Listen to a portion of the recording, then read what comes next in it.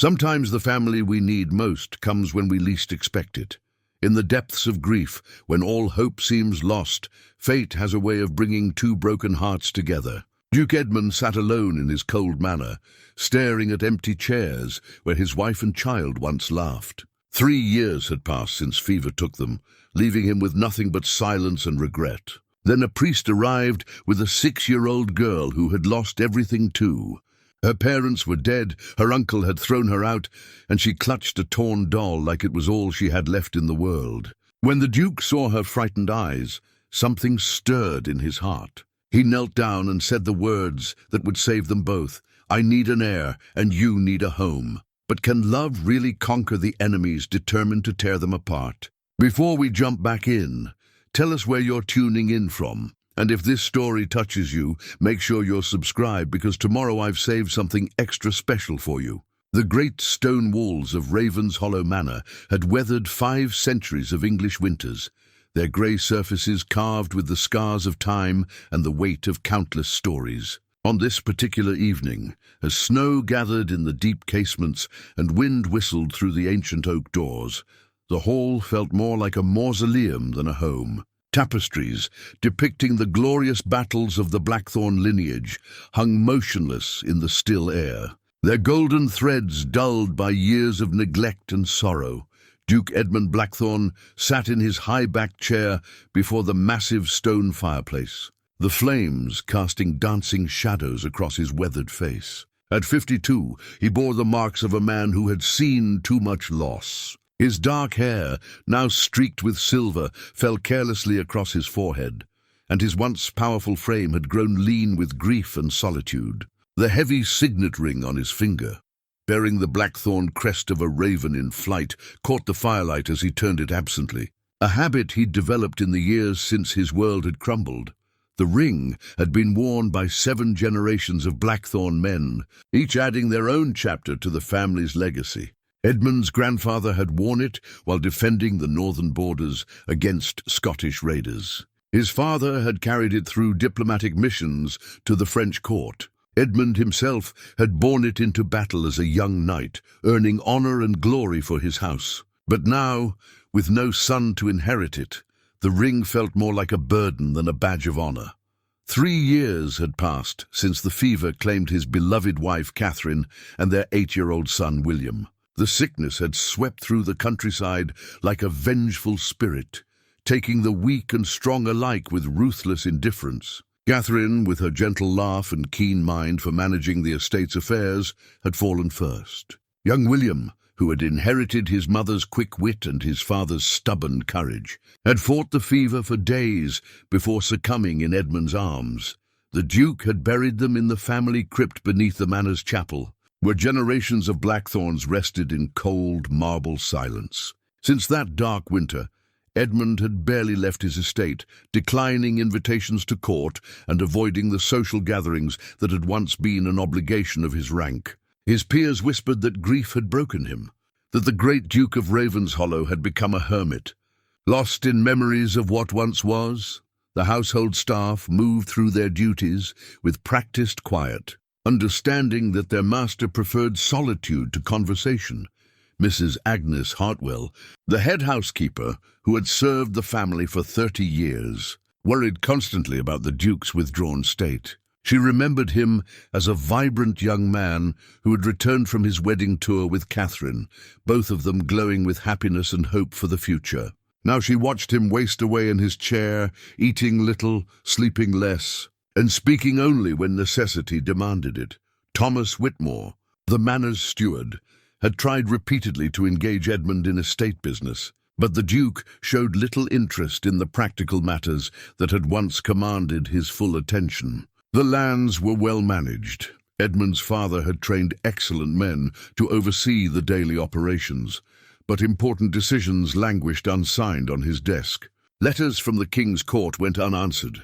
Invitations to Parliament gathered dust. The Duke of Ravenshollow was retreating from the world, and those who cared about him feared he might never return. On this bitter December evening, as Edmund sat in his customary silence, the sound of horses approaching through the snow broke the manor's stillness. Mrs. Hartwell appeared in the doorway, Her round face flushed from the cold. "Your Grace," she said softly, knowing better than to speak too loudly in his current mood. "Father Benedict has arrived from St. Mary's. He says it's urgent." Edmund looked up from the fire with the weary expression of a man who had learned to expect only bad news. Father Benedict rarely made the journey from the village church unless someone was dying or dead. The Duke nodded toward the housekeeper. "Show him in, Agnes, and bring him something warm to drink. The roads must be treacherous tonight." Father Benedict entered the hall moments later, shaking snow from his brown woolen cloak. He was a man of middle years, with kind eyes and calloused hands that spoke of a life spent in service to others. But tonight those hands held something precious, the small, trembling fingers of a child who pressed close to his side as if the world itself might swallow her whole. Edmund rose slowly from his chair, his attention drawn not to the priest, but to the girl who stood partially hidden behind the man's robes. She could not have been more than 6 years old, with dark hair that fell in tangled waves past her shoulders and enormous brown eyes that seemed far too old for her young face. Her dress, once perhaps a cheerful blue, was now dirty and torn. Her thin arms clutched a small doll made of scraps of cloth, its own dress as tattered as the child's. "Your Grace," Father Benedict began, his voice heavy with the weight of difficult news. "I bring you young Elara Thornfield, daughter of Marcus and Helena Thornfield of Millhaven." The Duke's expression grew puzzled. He knew the name. Marcus Thornfield had been a respected blacksmith in the village, known for his skill and honest dealings. "What brings the child here, Father?" "Surely she should be with her family." The priest's weathered face creased with sorrow. "That's just it, Your Grace. The fever took both her parents a fortnight ago. The child was left in the care of her uncle, Marcus's brother Harold, but he—" Father Benedict paused, glancing down at Elara with protective concern. "Harold Thornfield is not a kind man. He has made it clear that he considers the girl a burden he cannot afford to bear." Edmund felt something stir in his chest, an emotion he hadn't experienced in years. Looking at the frightened child, he saw not just her present fear, but the echo of his own son's face, the memory of William's courage in the face of uncertainty. "What does her uncle intend to do with her?" the Duke asked, though he suspected he already knew the answer. "He has cast her out, Your Grace, told her to find charity where she may." In this weather, with nowhere to go, Father Benedict didn't need to finish the sentence. Both men understood that a 6-year-old child had little chance of survival on her own in the depths of winter. Edmund studied the girl more closely. Despite her obvious terror, there was something in her bearing that commanded respect. She stood straight, meeting his gaze with a directness that reminded him painfully of William's own fearless nature. Her small chin was raised in defiance of her circumstances, and though tears had left tracks on her dirt-stained cheeks, she was not crying now. "What is your name, child?" Edmund asked gently, kneeling so that he was at her eye level. "Elara, Your Grace," she whispered, her voice barely audible but clear. Her grip on the cloth doll tightened. "And who is this?" Edmund nodded toward the doll. For the first time, the ghost of a smile touched Elara's lips. "This is Rosie. My mother made her for me. She's all I have left." The simple honesty of those words hit Edmund like a physical blow. Here was a child who had lost everything, just as he had, but who still possessed the courage to face an uncertain future with dignity. In that moment, something long dormant awakened in the Duke's heart. He looked up at Father Benedict. "Her uncle truly means to abandon her?" "I fear so, Your Grace. I've tried reasoning with Harold, but he claims he barely has enough to feed his own children. He says the girl is not his responsibility."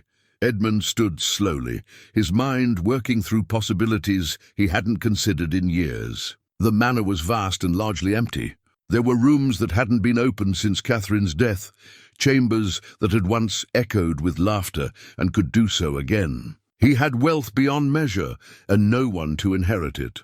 Most importantly, he had something this child desperately needed, the capacity to love and protect those who mattered. "Father Benedict," he said finally, his voice stronger than it had been in months. What would the church say if I were to offer this child a home? Not as a servant or ward, but as my heir." Both the priest and Mrs. Hartwell, who had been listening from the doorway, looked stunned. Father Benedict recovered first, his face lighting with hope and surprise.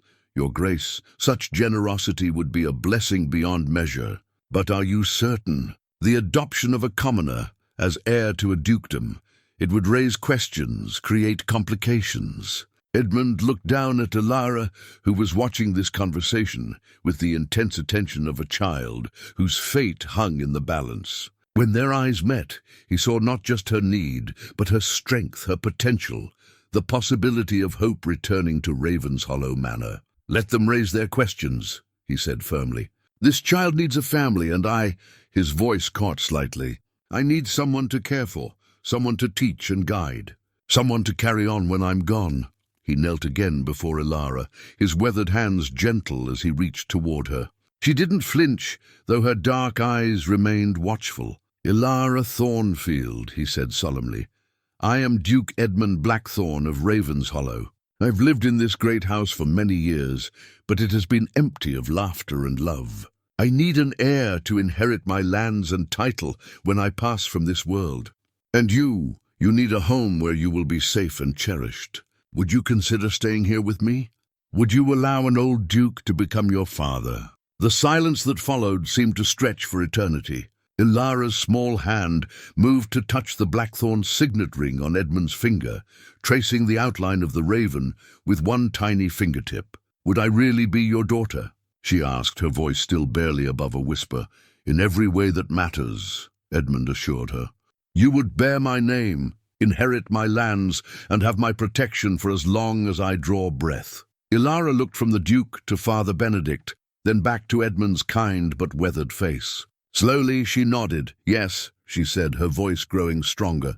"I would like that very much." Edmund felt tears he hadn't shed in years threatening to spill over. He reached out and gently took one of Ilara's small hands in both of his own. "Then it is settled," he said, his voice thick with emotion. "From this day forward, you are Ilara Blackthorn, my daughter and heir. And this," he gestured to the great hall around them, "this is your home." As Mrs. Hartwell bustled forward to welcome the newest member of the household, and Father Benedict beamed with relief and joy, Edmund felt something he had thought lost forever beginning to bloom again in his chest: hope. The manor's long silence was about to be broken, and perhaps, just perhaps, the healing could finally begin. But beyond the warm walls of Ravenshollow, in the courts and castles of other noble houses, word would soon spread of the Duke's extraordinary decision. Not everyone would welcome the news of a commoner's child being raised to inherit one of England's greatest titles. Some would question Edmund's judgment, others would see opportunity in his apparent weakness, and still others would view young Ilara as a threat to the natural order of things. The Duke had chosen to save a child, but in doing so, he had also chosen a path that would test them both in ways he could not yet imagine. Love, as he would soon learn, was not always enough to shield those we cherish from the world's darker intentions. For now, though as Ilara's small hand rested trustingly in his, Edmund allowed himself to hope that perhaps the best chapters of both their lives were yet to be written.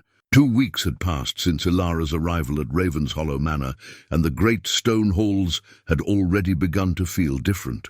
The child's laughter echoed from the kitchen, where she helped Mrs. Hartwell with simple tasks, and her small footsteps could be heard pattering through corridors that had known only silence for years. Edmund found himself smiling more than he had since Catherine's death, watching as his new daughter slowly shed her fearful wariness and began to explore her new home with growing confidence. The legal arrangements had been surprisingly straightforward. Father Benedict had helped draft the adoption papers, and the local magistrate had raised no objections to the Duke's decision. Within Ravenshallow's walls, Ilara was already being treated as the young lady she would become, though she still clutched her threadbare doll, Rosie, wherever she went. Mrs. Hartwell had taken the child under her maternal wing, beginning lessons in reading and proper etiquette. while Edmund himself had started teaching her about the history of their house and lands. It was on a cold January morning that the peace of their new arrangement was shattered. Edmund was in his study, reviewing estate papers with Heir curled up nearby in a chair too large for her small frame, when Thomas Whitmore knocked urgently on the door. "Your Grace," the steward said, his usually composed demeanour showing signs of strain. "Lord Roderick Ashford has arrived with an escort. He demands an immediate audience." Edmund felt his jaw tighten. Roderick Ashford was a neighbour whose lands bordered Ravenshollow to the east, and he was precisely the sort of man Edmund had hoped to avoid dealing with during this delicate time. Lord Ashford was known throughout the region for his rigid adherence to tradition and his belief that the nobility should remain pure and unchanged. More troubling still, he was married to Edmund's late wife's sister, which gave him a family connection that would be difficult to dismiss. Did he state his business? Edmund asked, though he suspected he already knew.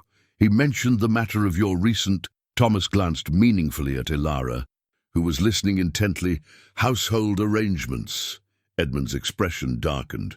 Word had travelled faster than he'd anticipated. "Very well. Show him to the great hall. And Thomas, have Mrs. Hartwell take Lady Heir to the library for her reading lesson."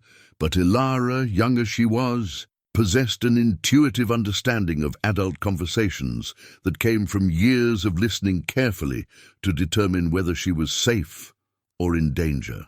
"Is it about me?" she asked quietly, her dark eyes fixed on Edmund's face. Edmund knelt beside her chair, his hand gentle on her shoulder. "There are some people who may not understand our decision, little one. But you must remember, you are my daughter now, and nothing anyone says can change that." Despite his reassuring words, Heir's grip on Rosie tightened. She had learned not to trust promises too easily.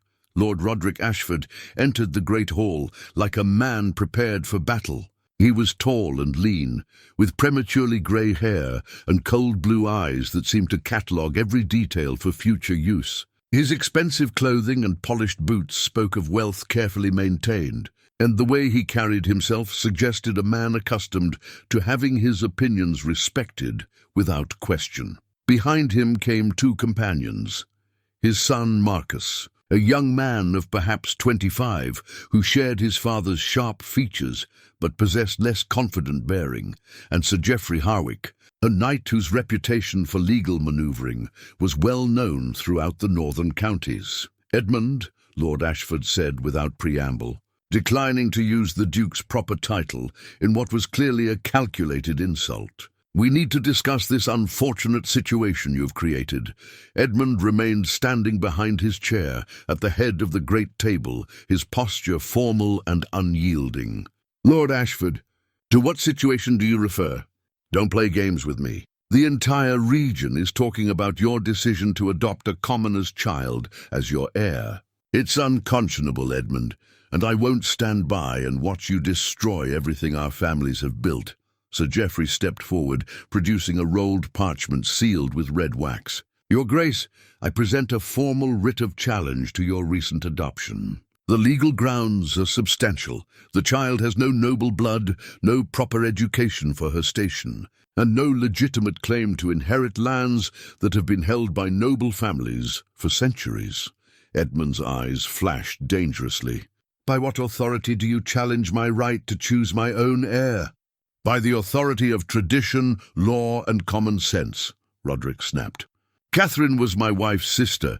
That makes me family, with a legitimate interest in the Blackthorn succession. I have standing to challenge any decision that threatens the integrity of our bloodlines." "The integrity of our bloodlines?" Edmund's voice was low and dangerous. "My wife and son are dead, Roderick. I have no blood heirs left. Would you prefer the Blackthorn lands revert to the crown?" "I would prefer you marry again and sire proper heirs," Marcus Ashford interjected, earning a sharp look from his father for speaking out of turn. "Or perhaps consider other arrangements for the succession." Edmund understood immediately. The Ashfords had long coveted Ravenshollow's extensive lands and strategic position. With no direct Blackthorn heirs, they likely saw an opportunity to press their own claims through marriage or legal maneuvering. "The matter is settled," Edmund said firmly. "Ilara is my legally adopted daughter and heir. The papers have been properly filed." Sir Geoffrey cleared his throat. "Actually, Your Grace, the papers you filed with the local magistrate are insufficient for a succession of this magnitude. A duke's adoption must be reviewed by the royal court, particularly when it involves elevating a commoner to noble status. We have already petitioned for a formal review." The words hit Edmund like a physical blow. He had been so focused on giving Ilara the security she needed that he hadn't considered the broader legal implications. "Are you saying the adoption isn't valid?" "We're saying it's questionable," Roderick replied with obvious satisfaction. "And until the royal court rules on the matter, the child's status remains uncertain." From the doorway came a small gasp. All the men turned to see Ilara standing there, having apparently slipped away from Mrs. Hartwell during the commotion. Her small face was pale with understanding that went beyond her years. "You want to take me away," she said quietly. Her words addressed to the visitors, but her eyes fixed on Edmund. Lord Ashford looked down at her with barely concealed distaste. "Child, this is not your place. Adults are speaking," but Ilara didn't retreat. Instead, she walked slowly to Edmund's side, her chin raised in the same defiant gesture he'd admired when they first met. "This is my home now. The Duke is my father." "The Duke," Roderick said coldly, "has made an error in judgment that we intend to correct. You may have lived here a few days, girl, but that doesn't make you nobility. Blood tells, and yours runs common." Edmund felt rage building in his chest, not the cold anger of a noble dispute, but the fierce protectiveness of a father defending his child.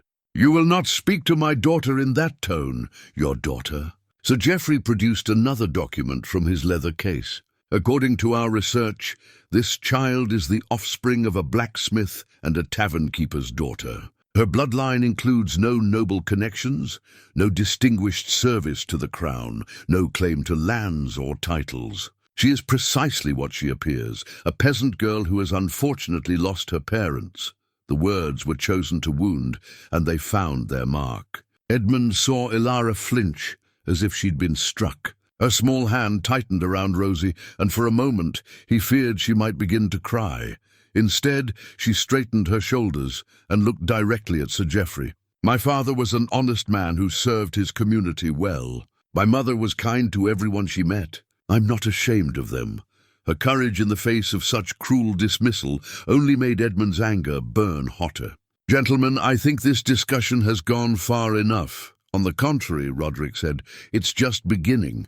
The royal court will want to examine not only the legality of your adoption, but also your fitness as a guardian. A man who retreated from society for 3 years, who has shown questionable judgment in this matter. There may be grounds to question your competency as well." The threat was clear. Not only were they challenging Ilara's right to inheritance, but they were potentially threatening Edmund's own authority over his estates. "You're suggesting I'm unfit to manage my own affairs?" Edmund's voice was deadly quiet. "I'm suggesting that grief can cloud a man's judgment," Roderick replied. "Perhaps it's time for others to help guide important decisions." Edmund understood then that this was about far more than one orphaned girl. The Ashfords and their allies saw his period of mourning as weakness, his adoption of Ilara as evidence of impaired judgment. They were positioning themselves to challenge not just his daughter's legitimacy, but his own authority. "I want you off my lands," Edmund said flatly. "Immediately." Sir Geoffrey held up the writ again. "This document requires you to appear before the royal court within 60 days to defend your adoption. Failure to appear will result in the petition being granted by default." As the 3 men prepared to leave, Roderick paused at the Great Hall's entrance. "Edmund, it doesn't have to be this way. Quietly rescind the adoption. Make proper arrangements for the child's care elsewhere, and we can all pretend this unfortunate episode never happened. Your reputation remains intact, and the natural order is preserved." "Never," Edmund said without hesitation. After the visitors departed, Edmund knelt beside Ilara. who had maintained her brave composure throughout the confrontation, but was now trembling slightly. "Are they going to make me leave?" she asked in a small voice. "Never," Edmund repeated, his voice gentle but absolutely certain. "You are my daughter, and this is your home. No matter what those men say or do, that will never change." But as he held his new daughter close, Edmund understood that their brief peace was over. The battle for Ilara's future and his own was just beginning, and he feared that before it was over, both of them would face trials that would test not only their legal rights, but the very bonds that held their fragile new family together.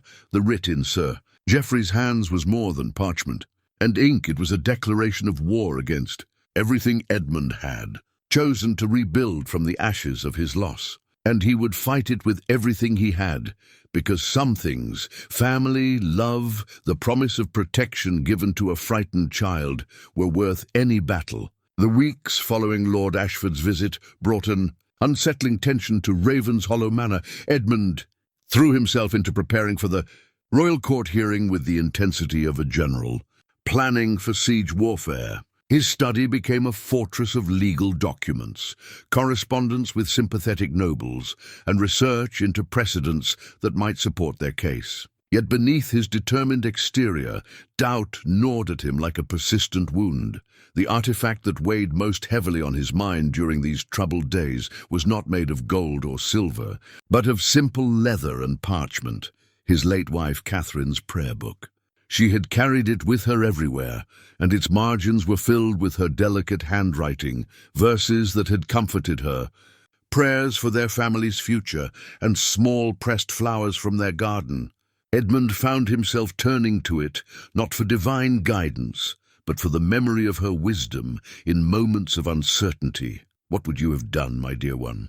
he whispered to the empty study late one evening, the prayer book open before him. Catherine had possessed an intuitive understanding of people's hearts that had often guided him through difficult decisions. She would have known how to protect Ilara while navigating the treacherous waters of noble politics. Ilara, meanwhile, was struggling with her own battles. The confrontation with Lord Ashford had shaken something fundamental in her young mind, the fragile trust she had begun to place in her new life. She started having nightmares again, waking in tears from dreams where she was once more cast out into the cold. Mrs. Hartwell would find her in the early morning hours, sitting by her window and clutching Rosie, staring out at the road as if expecting someone to come and drag her away. "Lady Ilara," Mrs. Hartwell said gently one morning, using the title that Edmund had insisted upon from the first day. "Your father asks that you join him in the garden. The snow has melted enough for a walk." Ilara nodded silently, but her movements were cautious, careful. The bold little girl who had stood up to Lord Ashford was slowly retreating behind walls of protective silence. Edmund was waiting by the rose garden, or what remained of it after years of neglect. Catherine had tended these beds with loving care, and they had once been the pride of Ravenshollow. Now they were overgrown and wild, though signs of life were beginning to show beneath the retreating snow. "I thought we might begin restoring your mother's garden," Edmund said as Ilara approached. He had taken to referring to Catherine as her mother, wanting to give the child that connection to the woman who would have loved her. "She always said that spring was a time for new beginnings." Ilara looked at the tangled mess of dead vines and dormant rose bushes. "It looks beyond saving, does it?" Edmund knelt and carefully cleared away some of the debris, revealing green shoots pushing up from the earth. "Look closer, little one. Life has a way of persisting, even when everything seems lost." As they worked together, clearing away the winter's damage and preparing the soil for new growth, Edmund began to speak about Catherine, not just her death but her life. He told Ilara about his wife's fierce protection of those she loved, her ability to see potential in everyone she met, and her unwavering belief that family was built on love rather than blood. "She would have fought for you just as fiercely as I intend to," he said, his hands gentle as he showed Ilara how to prune away dead growth without damaging the living wood beneath. "And she would have reminded me as I must remind you that what others say cannot diminish who you truly are. But what if they're right? Ilara asked quietly, voicing the fear that had been eating at her for weeks. What if I don't belong here? What if I'm not good enough to be a duke's daughter? Edmund stopped his work and turned to face her fully. Ilara, do you remember what I told you about the Blackthorn crest? The raven in flight? She nodded. He had shown her the family symbol carved into the mantelpiece and explained its meaning on one of their first evenings together. The raven is not the most beautiful bird, nor the most melodious. It's not born to nobility like the swan or the eagle, but it's clever, adaptable, and fiercely loyal to its family. It survives where prettier, more delicate creatures cannot. Your mother, Catherine, used to say that was why our ancestors chose it as their symbol, not because they were born to greatness, but because they earned it through courage and persistence. He placed his hands on her small shoulders. You have that same spirit, Ilara. I see it in the way you face each day despite your fears, in how you defend your parents' memory, in your determination to learn and grow. That's what makes you worthy of the Blackthorn name, not the circumstances of your birth. Their conversation was interrupted by Thomas Whitmore, approaching with obvious urgency. Your Grace, forgive the intrusion, but there's been a development. Sir Geoffrey Harwick has returned, alone this time, and he claims to bring an offer of compromise. Edmund felt Ilara's shoulders tense beneath his hands. What sort of compromise? He wouldn't say, Your Grace, only that Lord Ashford authorized him to present alternatives that might avoid the royal court hearing altogether. Edmund's instincts warned him to be wary of any offer from the Ashfords, but he also recognized the wisdom of hearing what they proposed. Very well. Tell Sir Geoffrey I'll see him in the study in 1 hour. And Thomas, ask Father Benedict to join us. I want a witness present. As they walked back toward the manor, Ilara surprised Edmund by taking his hand, the first time she had initiated such contact since Lord Ashford's visit. Whatever he offers, she said with quiet determination, I want to stay with you. And you shall, Edmund promised, squeezing her small hand gently. No matter what compromises they propose, that is not negotiable. Sir Geoffrey's compromise proved to be as insulting as it was predictable. Seated in Edmund's study with Father Benedict as witness, the knight laid out his proposal with the clinical detachment of a man conducting business.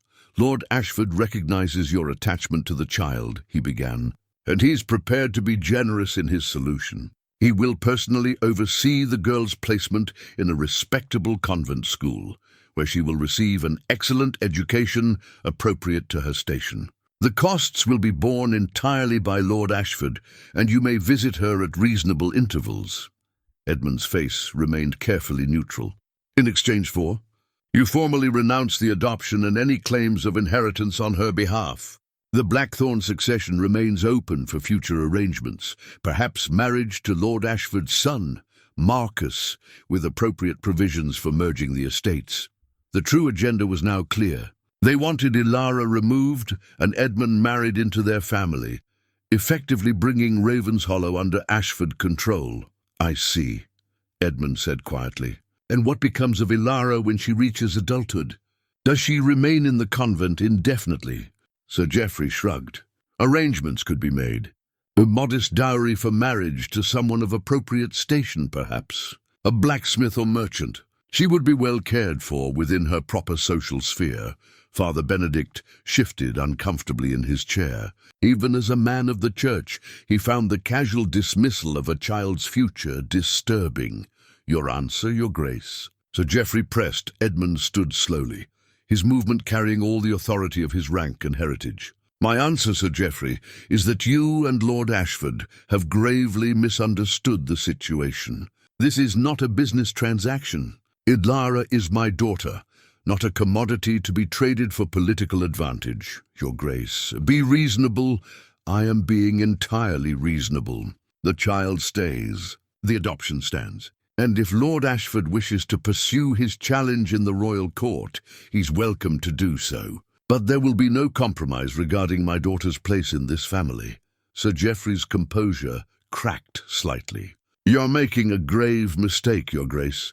The royal court will not look favourably on such stubbornness." "There are precedents, then we'll make new precedents," Edmund said firmly. "Good day, Sir Geoffrey. Thomas will show you out."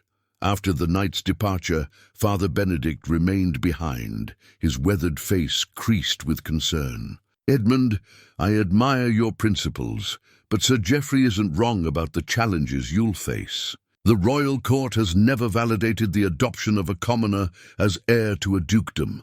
"Then it's time they did," Edmund replied. "Some changes are worth fighting for, Benedict, and some fights are worth having regardless of the odds."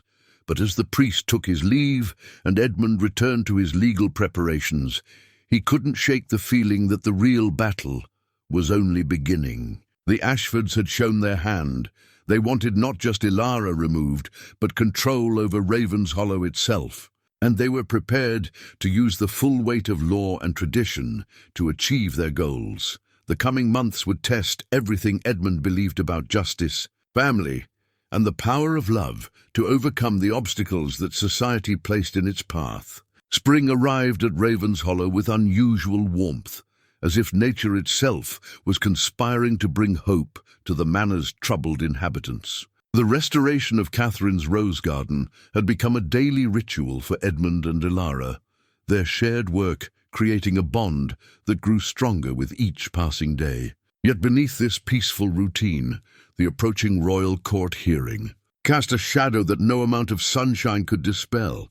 The artifact that came to define this period was an unexpected gift, a small wooden chess set that had once belonged to Edmund's son, William. Mrs. Hartwell had discovered it while cleaning out a storage room, and Edmund had initially been reluctant to bring it out, fearing the memories would be too painful. But Ilara's fascination with the carved pieces and her eager questions about the game had convinced him to begin teaching her to play. "Chess is like life, little one," Edmund explained one evening as they sat before the fire in his study, the board between them glowing in the firelight. "Every piece has its role, its strengths and weaknesses. The key is learning to see not just the move you're making now, but the consequences that will follow." Ilara studied the board with the intense concentration she brought to everything she deemed important. At 7 years old, they had celebrated her birthday quietly the month before. She was already showing remarkable intelligence and strategic thinking that reminded Edmund painfully of William's quick mind. "The pawns seem weak," she observed, moving one of the small pieces tentatively forward. "They can only move one space at a time, and only in one direction." "Ah, but watch what happens when a pawn reaches the end of the board," Edmund replied, demonstrating with one of his own pieces. "It can become any piece it chooses, even a queen. Sometimes the weakest beginning leads to the strongest ending." The lesson was not lost on either of them. In many ways, Ilara was like that pawn, born to humble circumstances, but with the potential to become something extraordinary given the right opportunities and protection. Their chess games became a nightly tradition, accompanied by discussions that ranged from military strategy to moral philosophy. Edmund found himself amazed by Ilara's insights, her ability to grasp complex concepts and apply them to new situations.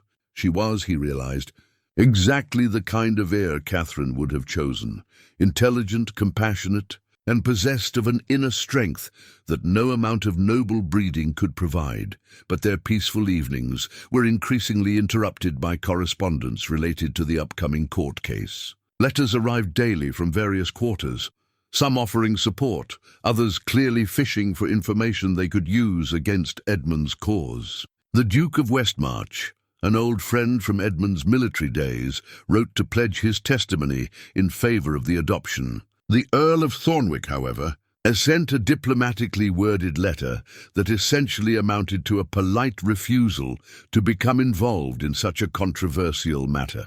Most troubling were the reports from Thomas Whitmore, who had been discreetly gathering intelligence about Lord Ashford's preparations. It became clear that their opponents were not simply relying on legal precedent, they were actively working to undermine Edmund's reputation and credibility. "They've been spreading rumours. Your Grace, Thomas reported during one of their private meetings.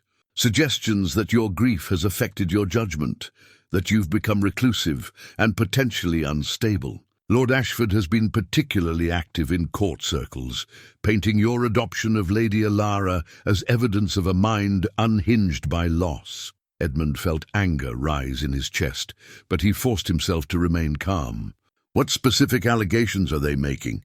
They claim that you've isolated yourself from proper society, that you've neglected your duties to the crown, and that your decision to adopt a commoner represents a dangerous departure from rational behavior. Sir Geoffrey has been particularly effective at implying that you're no longer fit to manage your own affairs, let alone choose an heir for one of England's great duchies. The strategy was clever and vicious. By attacking Edmund's mental state, rather than simply challenging Alara's legitimacy, the Ashfords were positioning themselves as concerned neighbours, trying to protect both the Duke and the realm from the consequences of impaired judgment. There's more, Thomas continued reluctantly.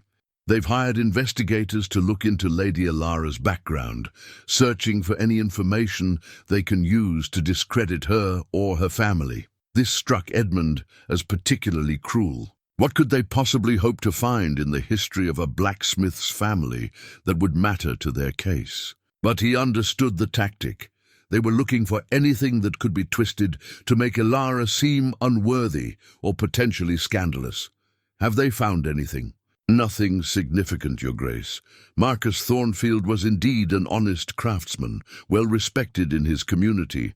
Helena worked briefly at the local inn before their marriage, which is what they're likely referring to when they speak of her as a tavern keeper's daughter. But there was nothing improper about her employment or character. Edmund nodded grimly.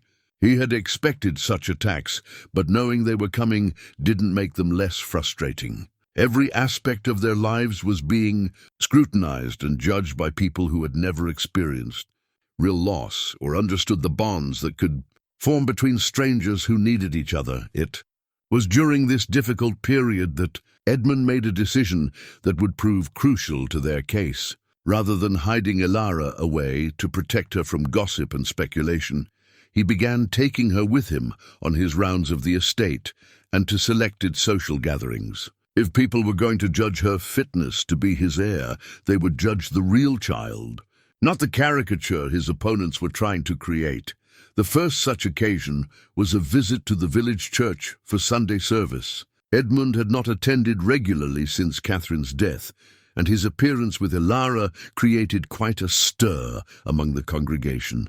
But Father Benedict's warm welcome and the genuine affection shown by many of the villagers who remembered Marcus and Helena Thornfield created a different narrative than the one Lord Ashford was trying to promote. After the service, old Mrs. Pemberton, who had known Alara's mother since childhood, approached them with tears in her eyes. "Your Grace," she said, taking Edmund's hand in both of hers, "Helena would be so proud to see her daughter in your care.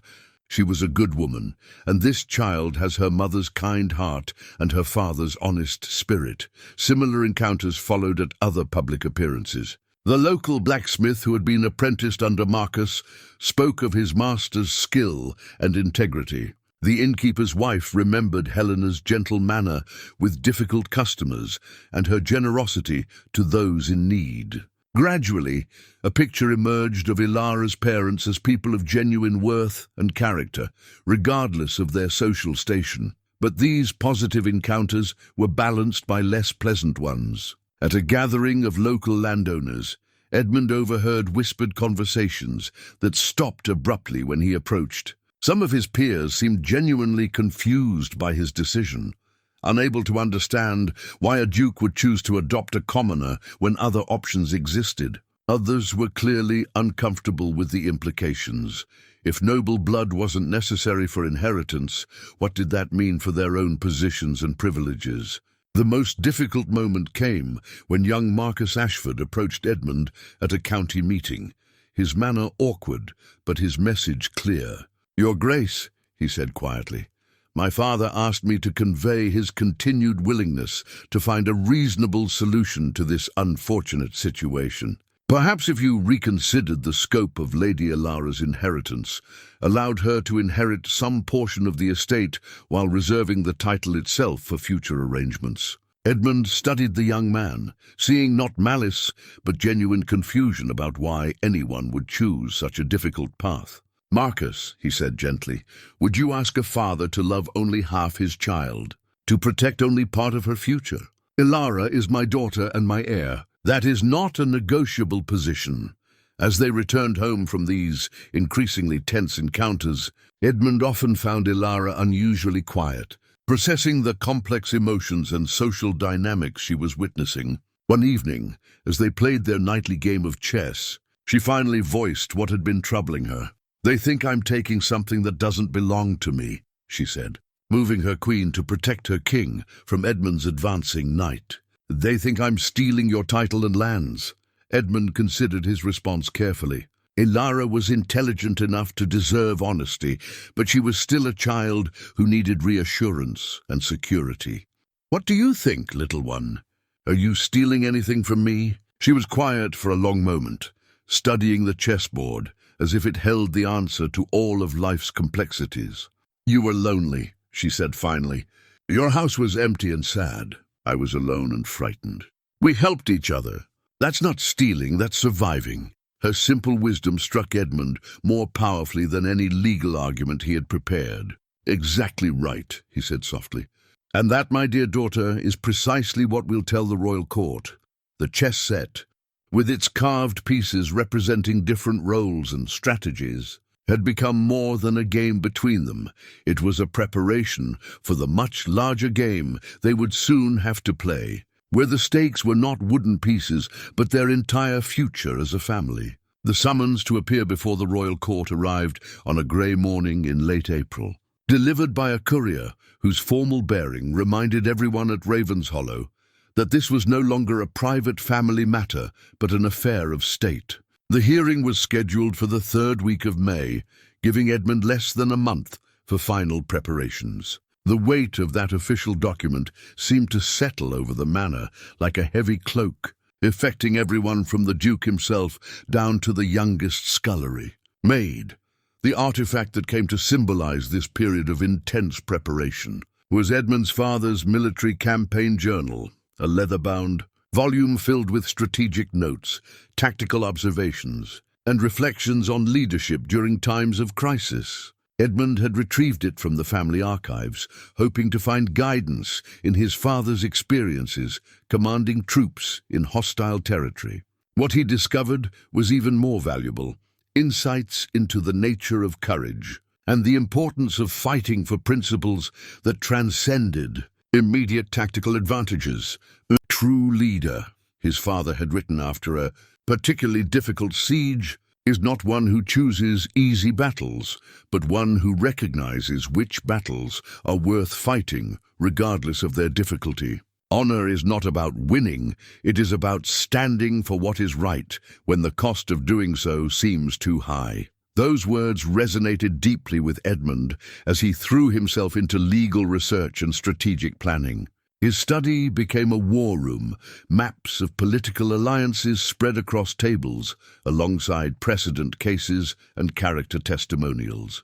Mrs. Hartwell worried about his health as he worked late into each night, surviving on little more than strong tea and determination. Ilara, meanwhile, was experiencing her own form of preparation, though she might not have recognized it as such. Edmund had decided that if she was to be judged as a potential duchess, she should understand exactly what that role entailed. He began including her in discussions about estate management, explaining the complex relationships between landowner and tenant, the responsibilities of noble rank, and the delicate balance of power that governed their society. "A duchess," he explained one afternoon as they walked through the village, "is not simply someone who inherits wealth and privilege. She is responsible for the welfare of everyone who depends on her lands for their livelihood. Every decision she makes affects hundreds of families." They stopped at the cottage of Tom Fletcher, one of Edmund's tenant farmers whose wife had recently given birth to twins. The family was struggling to manage both the increased expenses and Tom's reduced ability to work while caring for his wife and newborns. Without being prompted, Ilara noticed the family's difficulties and quietly asked Edmund if there was anything that could be done to help. "What would you suggest?" Edmund asked, curious to see how her mind worked when confronted with practical problems. Ilara studied the situation thoughtfully. "Tom is a good farmer, but he needs time to help his family. Could we send someone to assist with the planting season? And perhaps Mrs. Fletcher could use help with the household tasks until she's fully recovered." Her suggestions were both practical and compassionate, showing an intuitive understanding of leadership that couldn't be taught from books. Edmund arranged for assistance from the manor's staff, but more importantly, he noted how naturally Ilara had identified both the problem and appropriate solutions. Such observations became crucial as letters of support and opposition continued to arrive. The Duke of Westmarch had been true to his word, providing not only his own testimony but also soliciting support from other military veterans who had served with Edmund. Their letters emphasized his character, judgment, and proven leadership abilities, qualities that directly contradicted the Ashfords' claims about his mental fitness. But the opposition was equally active. Lord Pemberton, whose own succession had been complicated by questions about his eldest son's legitimacy, wrote expressing concern about dangerous precedents that might threaten the stability of noble inheritance. The Earl of Blackwood, who had daughters but no male heirs, surprisingly opposed the adoption, apparently fearing that successful challenges to traditional succession might eventually affect his own family's claims. The most unexpected correspondence came from an entirely different quarter. May DCCE. Letter from Lady Margaret Fairfax, one of the few women who held lands in her own right and wielded considerable influence at court. Her message was brief but encouraging. "Your Grace, I understand the challenges facing unconventional heirs. If you require testimony regarding the capabilities and character of women in positions of authority, you have my support." Her offer highlighted an aspect of the case that Edmund was only beginning to fully appreciate. While the immediate question was whether Ilara could inherit as an adopted daughter, the broader implications touched on fundamental questions about who was qualified to hold power and authority. In challenging traditional bloodline succession, they were inadvertently questioning other assumptions about inheritance and leadership that made many nobles uncomfortable. Thomas Whitmore brought increasingly disturbing reports about the Ashfords' activities. They had expanded their campaign beyond simple legal challenges, actively courting other noble families who might see benefit in the case's failure. More troubling, they had begun making subtle inquiries about the financial management of Ravenshollow, as if looking for evidence of mismanagement that could support their claims about Edmund's impaired judgment. "They're being very careful," Thomas reported during one of their evening strategy sessions. "Nothing they're doing is illegal or even technically improper. But they're clearly building a comprehensive case that goes beyond the adoption itself." Edmund nodded grimly. He had expected legal opposition, but the breadth of the Ashfords' attack was becoming clear. They weren't simply trying to overturn Ilara's adoption. They were attempting to undermine his entire position as Duke of Ravenshollow. The pressure was beginning to affect Ilara as well, though she tried to hide her concerns. Edmund noticed that she had become quieter during their evening conversations, less likely to share her thoughts and observations. When he gently pressed her about what was troubling her, she finally admitted her fears. "What if I'm not smart enough?" she asked one night as they sat in the garden, watching the roses they had planted together beginning to bloom. "What if the judges ask me questions I can't answer? What if I prove that Lord Ashford is right about me not belonging here?" Edmund felt his heart break a little at her words. Despite all his efforts to build her confidence, the constant pressure and criticism were taking their toll on a child who had already endured more loss and uncertainty than most adults ever faced. "Ilara," he said gently, "do you remember when we first started playing chess? And you were afraid to move your pieces because you might make a mistake?" She nodded, remembering those early games when she had been paralyzed by the fear of choosing wrong. And what did I tell you then? That the only way to learn was to make moves, even if they weren't perfect. That courage wasn't about never making mistakes, but about continuing to play even when you might lose. Exactly. And look how well you play now, not because you never make mistakes, but because you've learned to think clearly even under pressure. The royal court will see that same quality in you, not perfection, but courage and wisdom beyond your years. Their conversation was interrupted by the arrival of Father Benedict, who had been serving as an informal counselor and advisor throughout their preparations. His expression was troubled, suggesting he brought unwelcome news. "Edmund," he said without preamble, "I've received word from London. The royal court has agreed to hear testimony from character witnesses, but there are limits. Each side may present no more than 5 witnesses, and the testimony will be strictly limited to matters of character and competency." "That seems fair enough," Edmund replied, though he sensed there was more to the priest's concern. "There's something else. Lord Ashford has petitioned for Ilara to be questioned directly by the court. If granted, she would be required to demonstrate her fitness for inheritance through direct examination." The implications hit Edmund immediately. It was one thing for him to defend his decision to adopt Ilara, quite another for a 7-year-old child to be subjected to formal interrogation by royal judges who had already been influenced by months of criticism and speculation. "Can such a petition be denied?" he asked. Father Benedict's expression was grave. "Precedent suggests it will be granted. If she is to inherit a dukedom, the court will want to assess her capabilities directly. Edmund, they're going to put that child on trial." As the priest departed, and Edmund tucked Ilara into bed that night, reading her a story as he did every evening, he tried to maintain his usual calm demeanor. But inside, he was struggling with a father's deepest fear that in trying to protect his daughter, he might have exposed her to dangers far worse than the poverty and abandonment from which he had rescued her. The campaign, Journal's wisdom about fighting necessary battles regardless of their difficulty, seemed both more relevant and more daunting than ever. The question was no longer simply whether they could win their case, but whether the cost of fighting it might destroy the very thing they were trying to protect: Ilara's childhood innocence and security. The final weeks before the royal court hearing transformed Ravenshollow Manor into something resembling both the academy and a fortress. Edmund had accepted the reality that Ilara would face direct questioning, and he was determined to prepare her as thoroughly as possible without destroying the very qualities that made her special: her natural honesty, her compassionate instincts, and her remarkable resilience in the face of adversity. The artifact that dominated this period was an unexpected discovery made while searching through old family documents.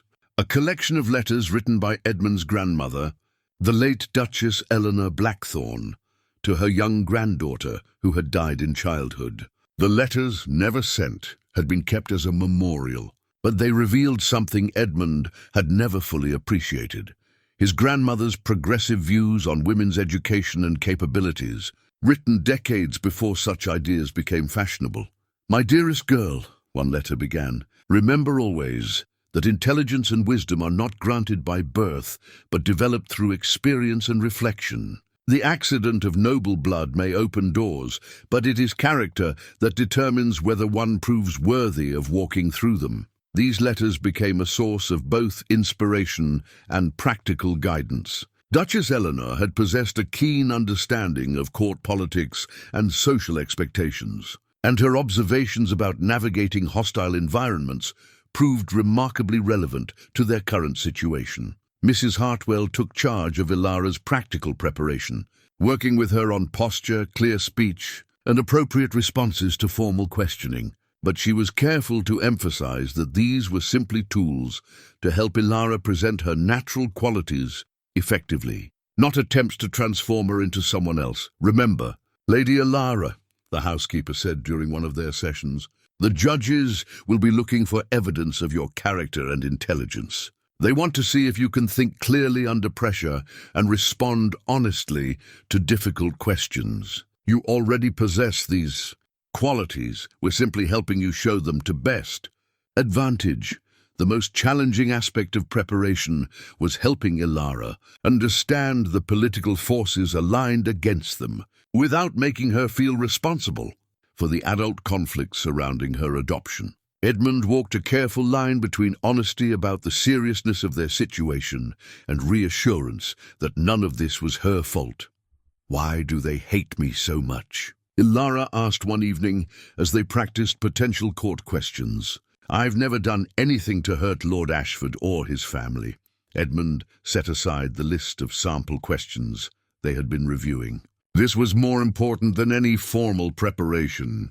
"They don't hate you, little one. They hate what you represent, the idea that worth isn't determined by the circumstances of one's birth. That threatens their understanding of how the world should work." "But that seems wrong," Ilara said, with the directness that Edmund both admired and feared might work against her in court. "If someone is kind and works hard and tries to do right, shouldn't that matter more than who their parents were?" "You would think so," Edmund replied carefully. "And there are many people who agree with you. But there are also those who believe that noble blood carries with it special qualities that can't be found elsewhere. Our task is to help the royal court see that your qualities, your intelligence, your compassion, your sense of responsibility, make you worthy of inheritance regardless of your birth." Their preparation sessions revealed both Ilara's strengths and the challenges they faced. She was remarkably articulate for her age, and possessed an intuitive understanding of fairness and justice that impressed everyone who worked with her. But she also had a child's tendency toward absolute honesty that could be problematic if manipulated by hostile questioners. Thomas Whitmore, who had been conducting mock examinations to prepare her for court questioning, expressed his concerns to Edmund privately. "She's incredibly bright, Your Grace, and her instincts are sound, but she hasn't learned the art of diplomatic language." When asked directly about her origins, she simply states the facts without attempting to present them in the most favorable light. "Would you have her lie about who she is?" Edmund asked. "Not lie, no, but perhaps frame her background in terms that emphasize the positive qualities of her family, rather than simply stating that her father was a blacksmith and her mother worked at an inn. The truth can be presented in many ways." Edmund understood Thomas's point, but he was reluctant to coach Ilara in anything that resembled deception. Her honesty was one of her greatest strengths, and he feared that teaching her to manipulate language might undermine the very authenticity that made her case compelling. Meanwhile, reports continued to arrive about the Ashfords' preparations. They had assembled an impressive array of witnesses, including several legal scholars who would testify about the dangers of abandoning traditional succession practices. More concerning, they had somehow gained access to detailed financial records from Ravenshollow's management, which they intended to use as evidence of Edmund's declining judgment and fitness for leadership. How did they obtain such information? Edmund demanded when Thomas reported this latest development. "I'm not certain, Your Grace. The records are supposed to be confidential, but Lord Ashford has connections throughout the royal administration. It's possible someone sympathetic to his cause provided access, or they may have obtained the information through channels we haven't identified." The violation felt deeply personal. Edmund had always prided himself on the careful stewardship of his estates, and while the recent years of grief had perhaps led to some neglect of detailed oversight, the fundamental management had remained sound. But he understood how selective presentation of financial data could be used to create an impression of incompetence or instability. Father Benedict arrived that evening with news that was both encouraging and troubling. "The Archbishop has agreed to provide testimony on your behalf," he announced. "His support carries considerable weight with the royal court, and he's prepared to speak about the Christian duty to care for orphans and the spiritual value of chosen family." "And the troubling news?" Edmund asked, recognizing the priest's mixed expression. Lord Ashford has requested that the proceedings be open to observation by selected members of the nobility. If granted, Elara's examination will be witnessed by many of the same people who've been gossiping about your decision for months. The political implications were clear. A private hearing might have focused on legal precedents and character assessments. A public examination would become a spectacle, with Elara's performance judged not just by royal judges, but by an audience of nobles who had already formed opinions about the propriety of her adoption. That night, as Edmund sat alone in his study, reviewing their final preparations, he found himself doubting not the rightness of his cause, but the wisdom of subjecting Elara to such an ordeal. She was still just a child, despite her remarkable maturity, and the pressure of defending not only her own worthiness, but also challenging fundamental assumptions about noble succession was enormous. He pulled out Duchess Eleanor's letters again, searching for wisdom that might guide him through this crisis of confidence. One passage seemed to speak directly to his fears.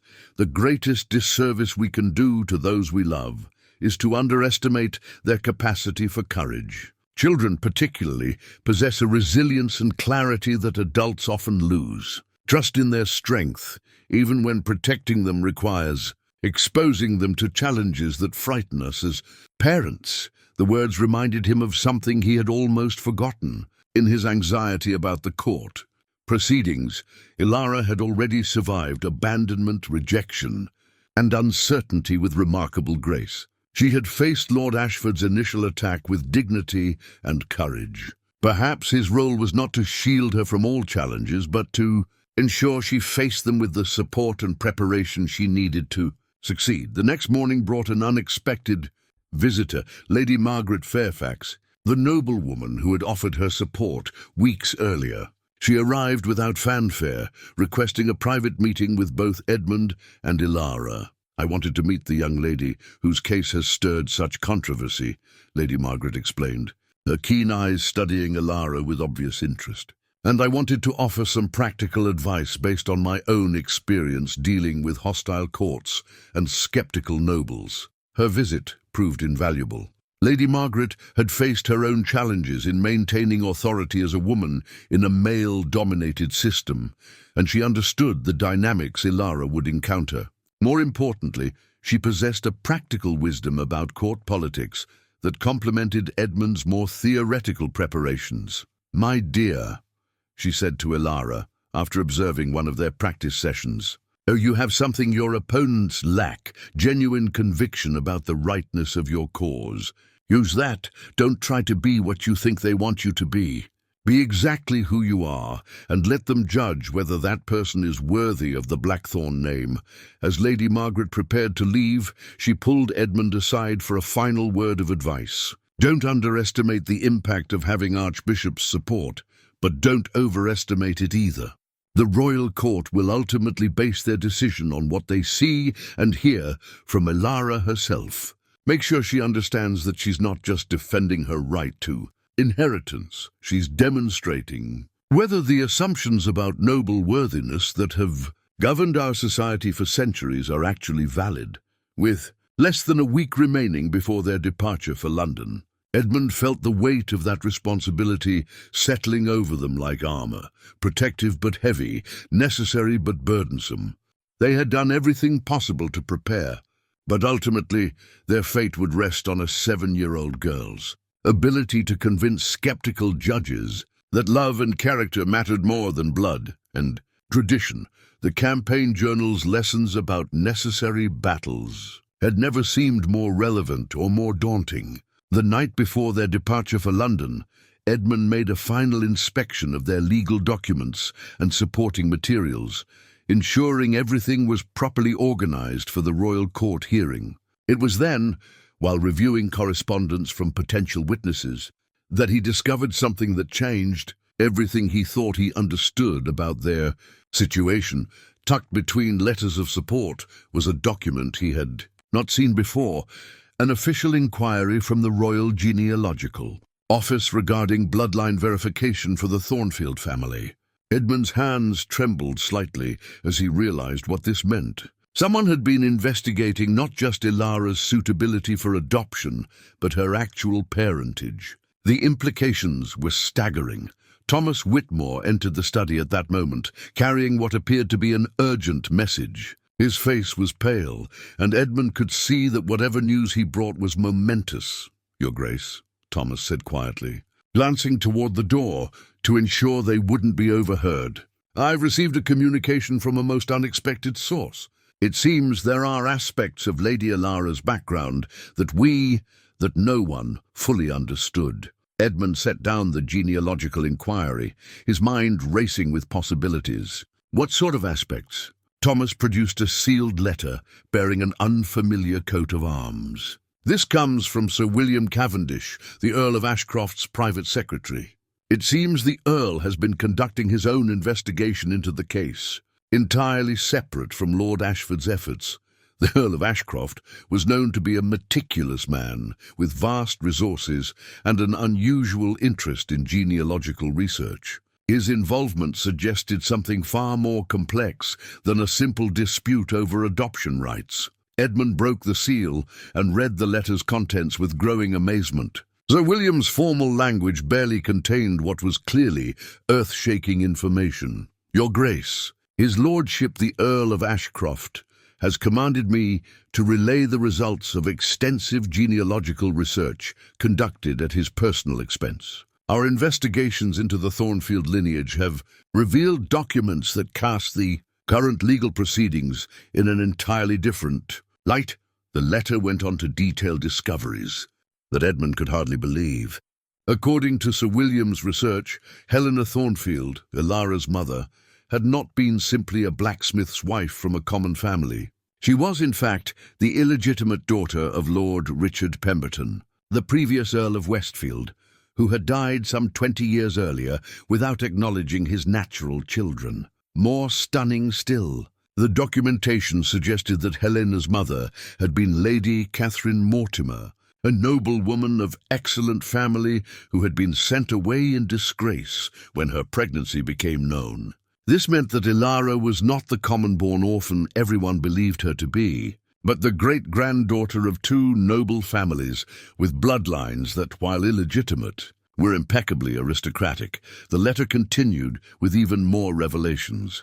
Lord Pemberton had apparently made provision for his natural daughter's welfare, but the arrangements had been handled so discreetly that even Helena herself had never known the full truth of her parentage. She had been raised by a kindly couple who had been well compensated for their care, and when she came of age, certain financial arrangements had ensured her comfortable establishment in marriage to Marcus Thornfield. "The documentation is extensive and appears authentic," Sir William's letter concluded. "His Lordship the Earl wishes to meet with you privately before the royal court hearing to discuss the implications of these findings." Edmund set the letter down, his mind reeling. If this information was accurate, it fundamentally altered their entire legal position. Instead of defending the adoption of a commoner, they would be presenting the restoration of a child with legitimate, if complicated, noble bloodlines. But the timing was suspicious, and the source was puzzling. "Thomas," Edmund said slowly, "why would the Earl of Ashcroft involve himself in our case? And why reveal this information now, on the eve of the hearing?" Thomas shook his head. "I cannot say, Your Grace. The Earl is known for his integrity, but he's also known for his strategic thinking. This information, if accurate, completely undermines Lord Ashford's case, while simultaneously providing you with an unassailable legal position." That was exactly what troubled Edmund. The revelation was almost too convenient, too perfectly timed to be mere coincidence. But if the documentation was genuine, it raised profound questions about what else might have been hidden about Ilara's family history. The immediate question was whether to wake Ilara and share this news with her. Edmund decided against it. The child had enough pressure without adding the confusion of potentially false hopes or the burden of newly discovered noble connections. Better to verify the information first and understand its full implications. He sent Thomas with an immediate reply to Sir William, requesting an urgent meeting with the Earl of Ashcroft before the royal court hearing. If this genealogical research was accurate, it would not only save their case, but potentially expose Lord Ashford's challenge as completely baseless. But Edmund's years of military and political experience had taught him to be suspicious of gifts that arrived at convenient moments. The Earl of Ashcroft received them the next morning in his London residence, a magnificent townhouse filled with one of England's finest private libraries. The Earl himself was an elderly man with sharp eyes and the bearing of someone accustomed to dealing with complex intellectual problems. Surrounding him were documents, family trees, and what appeared to be original historical records dating back centuries. "Your Grace," the Earl began without preamble, "I must first explain why I became involved in your case. It was not idle curiosity or political maneuvering, but a matter of historical accuracy and justice." He gestured to the genealogical charts spread across his massive desk. "My family has maintained extensive records of noble lineages for over 2 centuries. When Lord Ashford's challenge became public knowledge, I began researching the background purely as an academic exercise. What I discovered was far more significant than I had anticipated." The Earl walked them through his findings methodically. Helena Thornfield's parentage was indeed, as Sir William's letter had described, but the story was even more complex. Lord Richard Pemberton had not simply abandoned his illegitimate daughter, he had carefully arranged for her protection and welfare, creating a trust fund that had provided for her upbringing and marriage settlement without her knowledge. "The documents were sealed and held by my family's solicitors," the Earl explained. "Lord Pemberton was a friend of my father's, and he entrusted us with ensuring his natural daughter's welfare should anything happen to him. When he died unexpectedly, the arrangements continued as he had specified. More remarkably, the Earl's records showed that Lady Catherine Mortimer, Helena's mother, had been more than simply a disgraced noblewoman. She had been the daughter of the Duke of Ravenshallow's own cousin, making her a distant relative of Edmund's family. "Do you understand what this means?" the Earl asked, studying Edmund's stunned expression.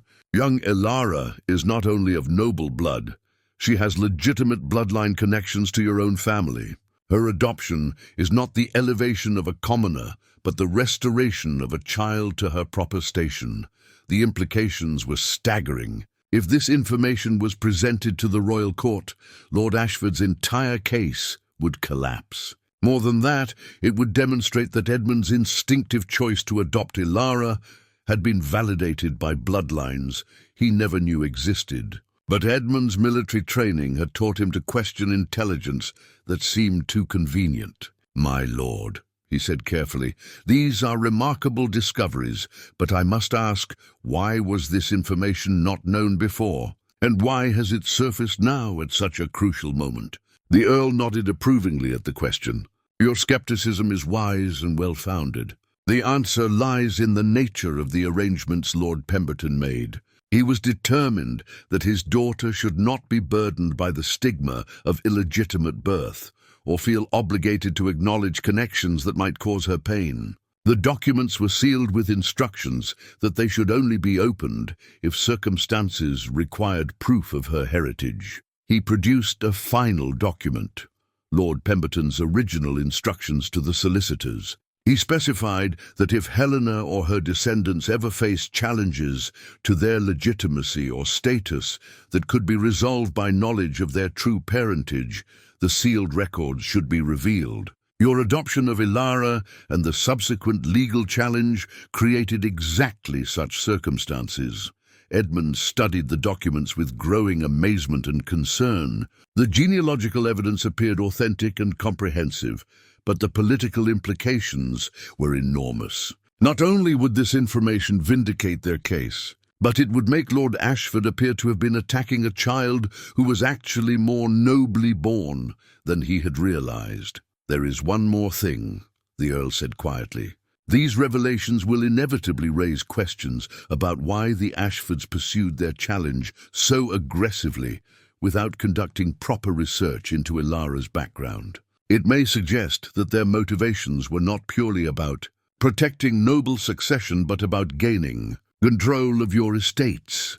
The Earl's words crystallized something Edmund had been sensing but hadn't fully articulated. The Ashfords' challenge had always seemed disproportionate to their stated concerns about bloodline purity. If they had been aware of the possibility that Ilara might have noble heritage and had chosen to proceed anyway, it suggested their true goal had been destabilizing Edmund's position, regardless of the child's legitimacy. As they prepared to leave for the royal court, armed with documentation that could transform their case from defensive to triumphant, Edmund felt both relief and unease. The revelation of Ilara's noble bloodlines should have resolved all their problems. But something about the timing and circumstances continued to trouble him. The real question was no longer whether they could win their case, but whether the victory would come at a cost they hadn't anticipated. The Earl of Ashcroft's research had given them the legal ammunition they needed, but it had also revealed that their situation was far more complex than anyone had realized. Most importantly, Edmund would now have to decide whether to tell Ilara about her newly discovered heritage before she faced the royal court, and how this information might change not only their legal strategy, but their understanding of who she truly was and where she truly belonged. The Royal Court of England convened in Westminster Hall, its soaring Gothic arches and ancient stones bearing witness to centuries of momentous decisions that had shaped the realm. As Edmund and Ilara entered the vast chamber on the morning of their hearing, the weight of history seemed to press down upon them like a physical presence. The hall buzzed with subdued conversation as nobles, legal scholars and court officials took their appointed places for what had become one of the most closely watched succession disputes in recent memory. The artifact that dominated this crucial day was not something Edmund or Ilara had brought with them, but rather the ancient charter of noble succession that hung in a place of honor behind the judge's bench. Dating from the reign of Edward III, the charter established the fundamental principles of hereditary nobility that their case would either uphold or challenge forever. Its presence seemed to remind everyone present that they were not merely deciding one child's fate, but potentially altering the very foundations of English aristocratic tradition. Edmund sat in the petitioners' section, his formal court dress immaculate, his bearing reflecting the military discipline that had served him throughout his life. Beside him, Ilara looked impossibly small in her carefully chosen blue dress, the same shade as the Blackthorn family colours. Mrs. Hartwell had spent hours on her hair, creating an elegant arrangement that made her appear older while still preserving her childlike innocence. The decision about whether to reveal Ilara's newly discovered noble heritage had kept Edmund awake through the night. After consulting with Lady Margaret Fairfax and the Earl of Ashcroft, he had chosen a middle path. He would present the genealogical evidence if needed, but he wanted the court to first see and judge Ilara based on her own merits, not simply her bloodline. It was a risky strategy, but one that honored both the principles he believed in and the legal realities they faced. Lord Ashford sat across the chamber with his legal team, his expression confident and self-satisfied. He clearly expected an easy victory based on traditional precedents and Edmund's supposed unfitness for guardianship. His son Marcus appeared less comfortable, occasionally glancing toward Ilara with what might have been regret or uncertainty. Sir Geoffrey Harwick shuffled through documents with practiced efficiency, preparing for what he undoubtedly saw as a routine defense of established law. The 5 royal judges entered with great ceremony, their red robes and white wigs symbolizing both the authority of the crown and the weight of legal tradition. Chief Justice Lord Blackstone, a man renowned for both his scholarly expertise and his rigid interpretation of precedent, took his place at the center bench. His reputation for fairness was unquestioned, but so was his commitment to maintaining established legal principles. "Your Grace," Lord Blackstone began, his voice carrying clearly through the hall's acoustics, You appear before this court to defend your adoption of one Ilara Thornfield as your legitimate heir. The Crown has agreed to hear this petition. Due to the unprecedented nature of your request, the elevation of a common-born child to inherit one of England's ancient duchies, Edmund rose with the measured dignity that had served him well in both military and civilian life. Your lordships, I appear not to defend an unprecedented action, but to demonstrate that love, character, and fitness for responsibility transcend the circumstances of birth. The child I have adopted possesses all the qualities necessary for noble leadership. Lord Justice Pemberton, ironically sharing a name with Ilara's secret grandfather, leaned forward with interest. Your Grace, you understand that this court must consider not only your paternal feelings, but the broader implications for noble succession throughout the realm. What precedent does your case establish for other adoptions of common children into noble families? The precedent,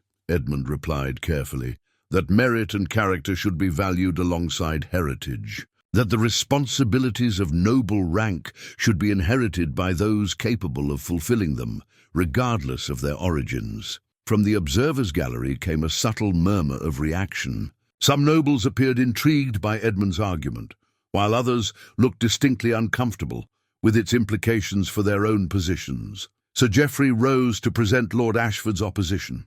His strategy became immediately clear, rather than simply defending traditional succession laws. He was attacking Edmund's competency and judgment as evidence of his unfitness to make such momentous decisions. "My lords," Sir Geoffrey began, "we do not question His Grace's good intentions, but we must examine whether grief and isolation have impaired his judgment. A man who has withdrawn from society for 3 years, who has neglected his obligations to court and crown, may not be the most reliable arbiter of who should inherit England's ancient titles." The attack was skillfully crafted, framing Lord Ashford's challenge as concern for both Edmund's welfare and the stability of the realm. Edmund felt anger rise in his chest, but his military training had taught him to remain calm under fire. The morning's testimony proceeded with witnesses presenting their cases. The Duke of Westmarch spoke eloquently about Edmund's character and proven leadership abilities, while the Archbishop provided theological support for the Christian duty to care for orphans. But Sir Geoffrey countered each positive witness with evidence of Edmund's withdrawal from public life and questions about his recent decision-making. The most uncomfortable moment came when Lord Pemberton, the current Earl, not Ilara's secret grandfather, testified about the dangerous precedent of abandoning bloodline succession. His words were measured but cutting. If noble birth is no longer required for noble inheritance, what becomes of the fundamental principles that have governed our society for centuries? What prevents any ambitious commoner from seeking elevation through adoption or marriage? As the morning session concluded, Edmund realized that their opponents had been more clever than he had anticipated. Rather than simply arguing against Ilara's worthiness, they were questioning his authority to make such a decision and the broader implications for social stability. During the recess, Lady Margaret Fairfax approached Edmund with advice that proved crucial. "They're trying to make this about you rather than about Ilara," she observed. "When the court questions her directly, make sure they see her qualities, not your judgment in choosing her." The afternoon session began with the moment Edmund had dreaded most, Ilara's direct examination by the royal court. Chief Justice Blackstone's manner was gentle but formal as he addressed the 7-year-old girl who would determine her own fate. Through her responses, "Lady Ilara," he began, using the title that was still legally uncertain, "do you understand why you are here today?" Ilara rose gracefully, her small hands folded carefully as Mrs. Hartwell had taught her. Her voice was clear and steady, despite the enormous pressure she faced. "Yes, your lordship. Some people believe that I should not be the Duke's daughter because my parents were not noble. Others believe that family is about love and choice, not just blood." The simplicity and honesty of her response created a ripple of reaction throughout the hall. Several judges exchanged glances, clearly impressed by her composure and articulation. Lord Justice Fairfax, known for his interest in educational matters, leaned forward with obvious curiosity. "Can you tell us what you believe it means to be noble, child?" Ilara considered the question seriously, her dark eyes thoughtful. "I think being noble means taking care of people who depend on you, making fair decisions, even when they're difficult, and using whatever advantages you have to help others. My father, the Duke, has been teaching me these things, and what of your birth parents?" Sir Geoffrey interjected, attempting to force her into defensive territory. "Do you not feel loyalty to their memory and their station in life?" For the first time, Ilara's composure wavered slightly, but she recovered with remarkable strength. "I loved my parents very much, and I'm proud of them. My father was an honest craftsman who served his community well. My mother was kind to everyone she met. They taught me to work hard and treat people fairly. I don't think loving them means I can't also love the Duke, or that I have to stay poor to honor their memory." Her answer demonstrated both emotional maturity and logical thinking that impressed even the most skeptical observers. Edmund felt his heart swell with pride and protectiveness as he watched his daughter handle questions that would challenge many adults. The examination continued for over an hour, with judges probing her understanding of history, mathematics, moral philosophy, and practical governance. Ilara's responses revealed not only her intelligence, but her developing sense of responsibility and justice. When asked how she would handle a dispute between tenant farmers, she suggested hearing both sides carefully before deciding what was fair. When questioned about managing estate finances, she admitted she was still learning, but emphasized the importance of ensuring everyone had enough food and shelter. Most remarkably, when Lord Justice Blackstone asked her directly whether she believed she deserved to inherit a dukedom, Ilara's response silenced the entire hall. "Your lordship," she said with quiet dignity, "I don't know if anyone deserves to be born to wealth and power, but I know that if I inherit the Duke's lands and title, I will spend my life trying to be worthy of the trust people place in me. I will learn everything I can about being a good leader. And I will always remember that my position exists to serve others, not just myself." As the formal examination concluded, Edmund realized that whatever the court's decision, Ilara had proven herself in ways that transcended legal precedents or genealogical charts. She had demonstrated the wisdom, compassion, and strength of character that truly mattered in leadership. But he also understood that the judges would ultimately base their decision on law rather than emotion. The Earl of Ashcroft's genealogical evidence remained their strongest legal argument, but Edmund found himself hoping that the court would see what he had seen from the beginning, that Ilara was worthy of the Blackthorn name not because of any bloodline, but because of who she was as a person. The final arguments would be presented the next morning, and then the royal court would deliberate on a decision that would determine not only Ilara's future, but the future of noble succession in England. As they left Westminster Hall that evening, Edmund felt both pride in his daughter's performance and anxiety about the momentous decision that awaited them. The ancient charter of noble succession continued to loom over the judge's bench, a reminder that they were challenging centuries of established tradition. Whether that challenge would succeed would depend on the judge's willingness to value character and merit, alongside blood and birth, a question that would reshape English society regardless of their answer.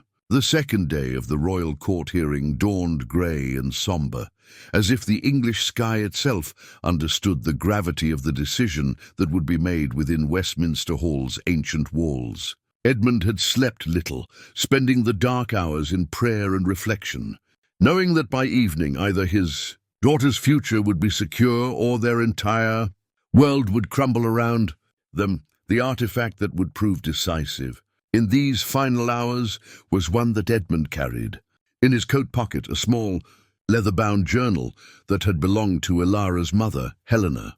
The Earl of Ashcroft had provided it along with his genealogical evidence, explaining that it had been among Helena's personal effects held in trust by the solicitors. Edmund had only discovered its contents the night before, and what he found there would change everything once again. Helena's journal revealed that she had known more about her parentage than anyone realized. Written in a careful hand that spoke of education beyond what a simple blacksmith's wife might be expected to possess.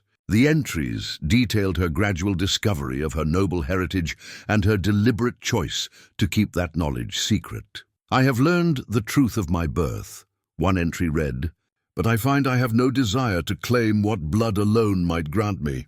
Marcus loves me for who I am, not for whose blood runs in my veins. Her children will be raised to value honesty and hard work above titles and privilege. Perhaps that is a truer nobility than what my natural father's name could provide."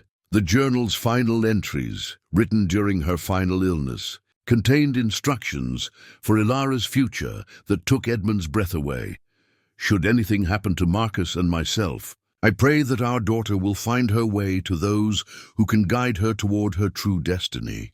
She carries within her the best of both worlds, the strength of common folk who must earn their way, and the potential for leadership that noble blood can provide. But let her prove herself worthy through her actions, not her ancestry." As Edmund entered Westminster Hall for the final arguments, he clutched Helena's journal like a talisman. Knowing that her words would soon reshape everything the court thought they understood about this case. Chief Justice Blackstone called the session to order with unusual gravity. "Before we proceed with final arguments," he announced, "the court has been informed that new evidence has come to light regarding this case. Your Grace, you may present this evidence now." Edmund rose, his heart pounding with the weight of what he was about to reveal. "My lords, I present the court with genealogical documentation provided by the Earl of Ashcroft, proving that the child in question is not common-born as we all believed, but descended from noble lineage through both her maternal grandfather and great-grandmother." The hall erupted in shocked murmurs as Edmund presented the Earl's carefully researched evidence. Lord Ashford's face went white as he realized the implications. His entire case had been based on the assumption that Ilara was a commoner, when in fact she possessed bloodlines as ancient and honorable as his own. Sir Geoffrey scrambled to recover, but his argument suddenly seemed hollow and desperate.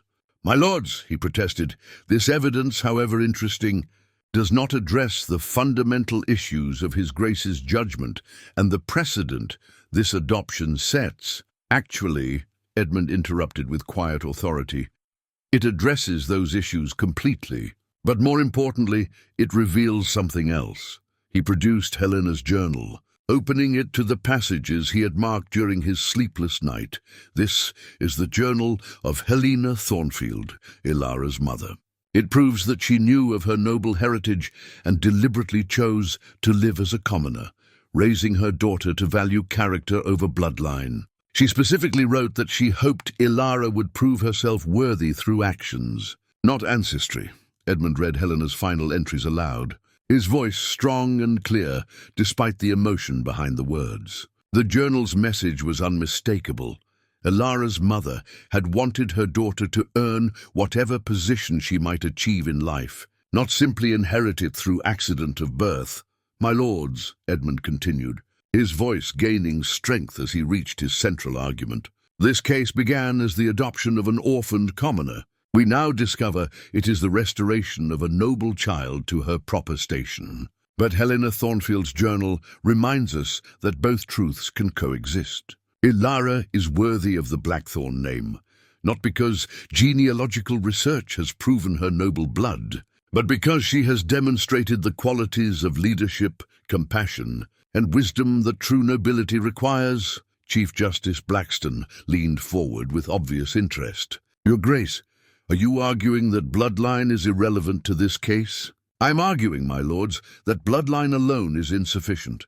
Ilara happens to possess both noble ancestry and noble character. But if I had to choose between the two, I would choose character every time. That is why I adopted her before I knew of her heritage, and that is why I defend that adoption now. Regardless of what genealogical research might reveal, the boldness of Edmund's position sent a ripple of reaction through the hall. He was essentially arguing that the discovery of Ilara's noble blood, while legally advantageous, was morally irrelevant to her worthiness as his heir. Lord Justice Pemberton posed the question that hung in everyone's mind. Your Grace, if Lady Ilara had proven to be exactly the common-born orphan we initially believed her to be, would you still defend your adoption with equal vigor? Edmund's response would determine not only the outcome of their case, but the precedent it would set for generations to come. He looked at Ilara, who sat watching him with complete trust, despite understanding the enormity of the moment, and felt the absolute certainty that had guided him from their first meeting. "Yes, my lord," he said without hesitation, without reservation or doubt. "The child I adopted was worthy of the Blackthorn name on the day I found her clutching a threadbare doll in my great hall. The genealogical evidence is fascinating and legally convenient, but it is not what makes her my daughter or my heir." The silence that followed Edmund's declaration stretched through Westminster Hall like a held breath. Every person present understood that they had just witnessed something unprecedented, a duke arguing that noble blood was less important than noble character, even when that blood could have secured his case beyond any doubt. Chief Justice Blackstone studied Edmund with the intense scrutiny of a man weighing not just legal precedents, but the future of English society. "Your Grace, you present this court with a fascinating paradox. You have proven that Lady Ilara possesses legitimate noble ancestry, yet you argue that such ancestry is irrelevant to her fitness as your heir. Do you not see the contradiction in your position?" Edmund had anticipated this question during his sleepless night of preparation. "My lords, there is no contradiction. I am arguing for consistency. If noble blood automatically confers worthiness, then every duke's son, regardless of character or capability, deserves inheritance. If noble blood is merely an accident of birth, then we must judge each individual by their demonstrated qualities. I believe the latter approach serves the realm better than the former."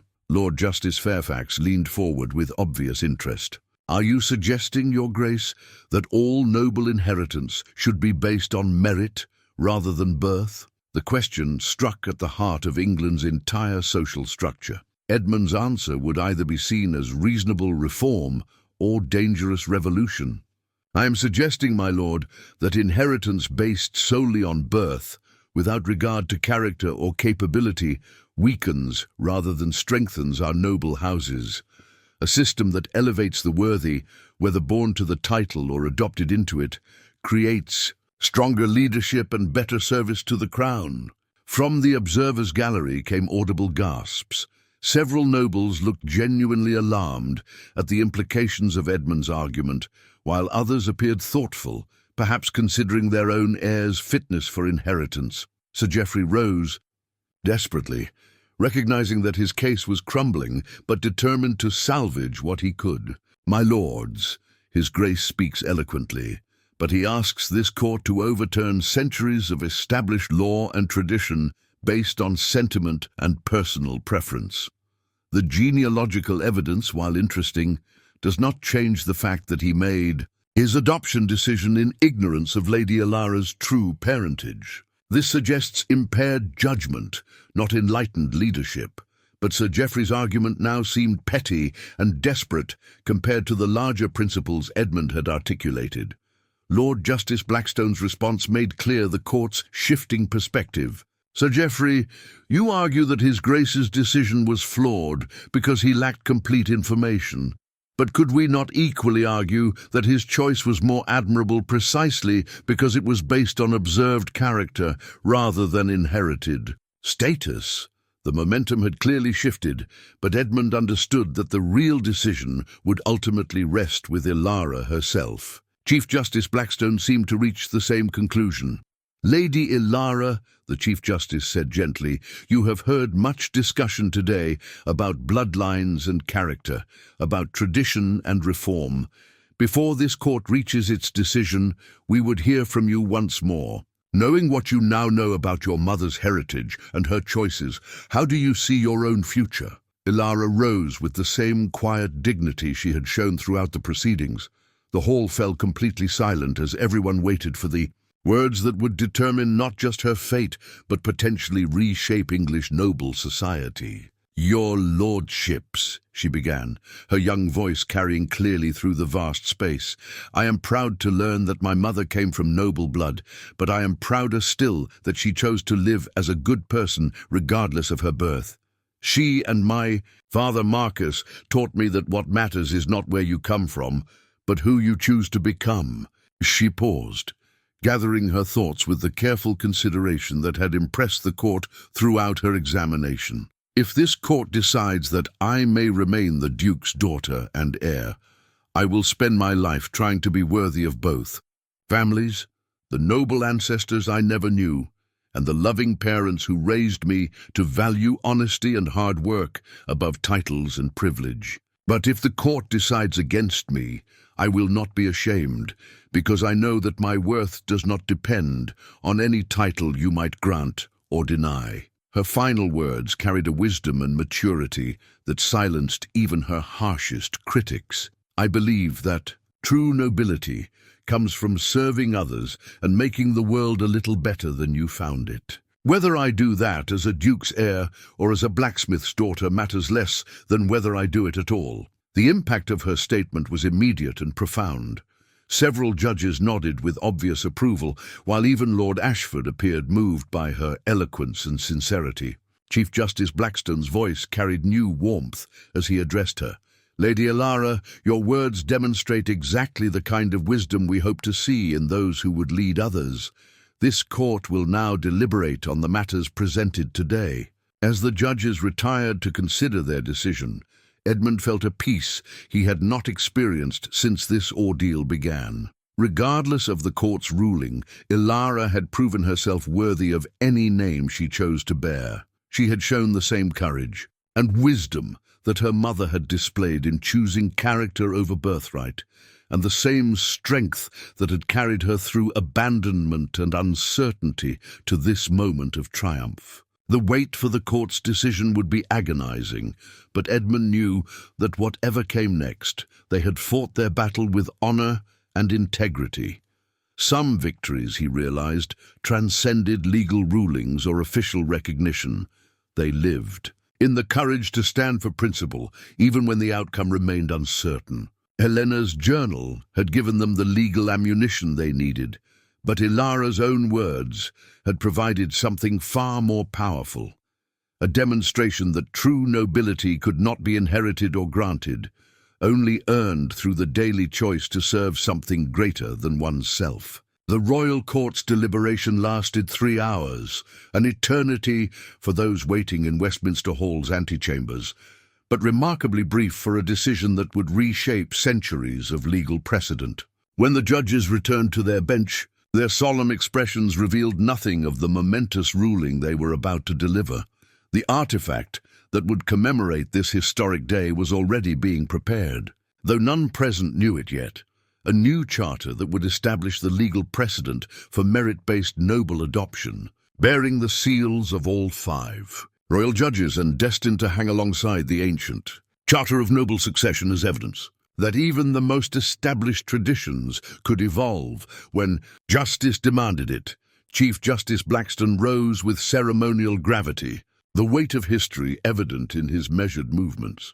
The hall fell into absolute silence as every person present understood. They were about to witness a moment that would echo through generations. The matter of the Duke of Ravenshollow's petition for validation of his adoption of Ilara. Thornfield as his legitimate heir, Lord Blackstone began, his voice carrying to every corner of the vast chamber. This court has considered not only the specific circumstances of this case, but the broader implications for noble succession throughout the realm. Edmund felt Ilara's small hand slip into his, her fingers warm and steady despite the enormous stakes they faced. Whatever the court's decision, he knew that this moment had already transformed both their lives in ways that transcended legal recognition. The evidence presented reveals a complex situation that challenges our traditional understanding of noble worthiness. The Chief Justice continued, "We have discovered that the child in question possesses legitimate noble bloodlines through both maternal grandfather and great-grandmother, making her adoption less an elevation of common blood than a restoration of noble heritage." Edmund tensed, fearing that the court would base their ruling solely on the genealogical evidence while missing the deeper principles they had tried to establish. However, Lord Blackstone continued, and that single word changed the trajectory of his statement completely. "This court finds the genealogical evidence, while legally significant, to be secondary to the more fundamental questions raised by this case." The Chief Justice paused, allowing the weight of his words to settle before continuing with what would become one of the most quoted legal opinions in English history. The petitioner, His Grace, the Duke of Ravenshollow, has argued that noble inheritance should be based on demonstrated character and capability rather than accident of birth alone. While such an argument challenges established precedent, this court finds it to be both legally sound and morally compelling. A collective intake of breath rippled through the hall as observers realized the direction of the ruling. Lady Elara Thornfield, in her testimony before this court, has demonstrated intelligence, wisdom, compassion, and strength of character that would be admirable in adults of far greater experience. Her responses to examination revealed not only her fitness for noble inheritance, but her understanding of the responsibilities such inheritance entails. Lord Blackstone's voice grew stronger as he approached the climax of his ruling. Therefore, this court validates and affirms the adoption of Elara Thornfield as the legitimate daughter and heir of His Grace Edmund Blackthorne, Duke of Ravenshollow, with all rights, privileges, and responsibilities pertaining thereto. The hall erupted in shocked exclamations and scattered applause as the full implications of the ruling became clear. They had not only won their case, they had established a precedent that would forever change how noble succession could be determined. But Chief Justice Blackstone was not finished. Furthermore, this court establishes the legal principle that noble adoption, when based on demonstrated merit and character, and when conducted with proper consideration for the responsibilities of noble rank, shall be recognized as valid succession regardless of the adopted child's birth circumstances. Edmund felt tears he had not shed since Catherine's funeral, threatening to overwhelm him. They had not merely secured Elara's future, they had opened a path for other children who might find themselves in similar circumstances. Lord Ashford sat in stunned silence, his carefully constructed case demolished not just by legal defeat, but by the court's implicit rejection of his fundamental assumptions about blood and worthiness. Sir Geoffrey gathered his papers with the mechanical movements of a man whose understanding of the world had just been fundamentally altered. As the court formally concluded its session and officials began preparing the documentation that would make the ruling legally binding, Edmund knelt beside Elara, studying her face for her reaction to their victory. "How do you feel, little one?" he asked gently. Elara's response reflected the same wisdom that had impressed the royal judges throughout the proceedings. "Happy," she said simply, but also scared. "Now I have to prove that they were right to trust me."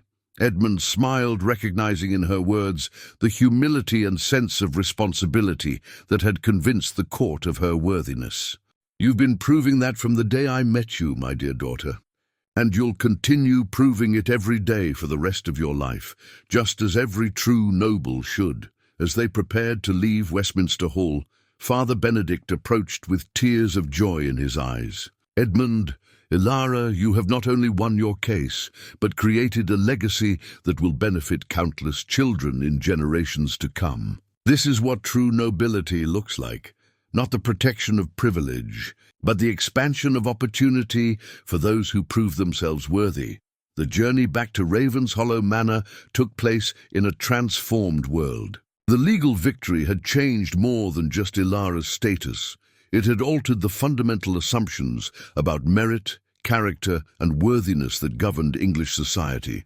They traveled not just as duke and daughter returning home, but as pioneers who had opened new possibilities for how families could be formed and how leadership could be earned.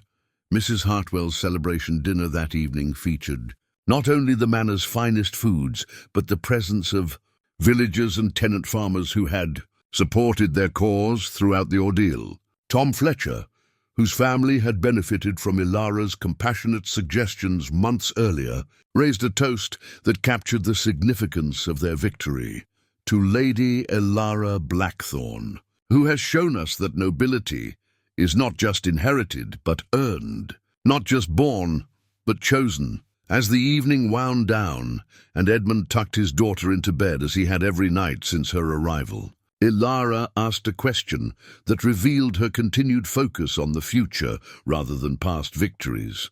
"Papa," she said, using the informal address that had become natural between them, "what do you think Mama Helena would say about what happened today?" Edmund smiled, thinking of the journal entries that had revealed Helena's wisdom about character over bloodline.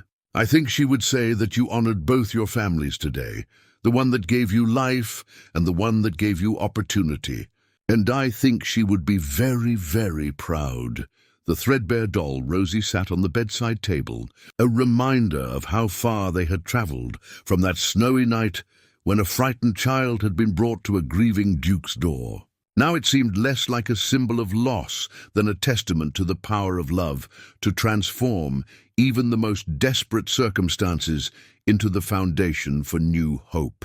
Outside Ilara's window, the rose garden they had restored together bloomed in full summer glory, proving that with patience, care, and the right conditions, even the most damaged things could flourish again. The Blackthorn line would continue, not through blood alone, but through the courage to choose love over tradition, character over convenience, and hope over fear.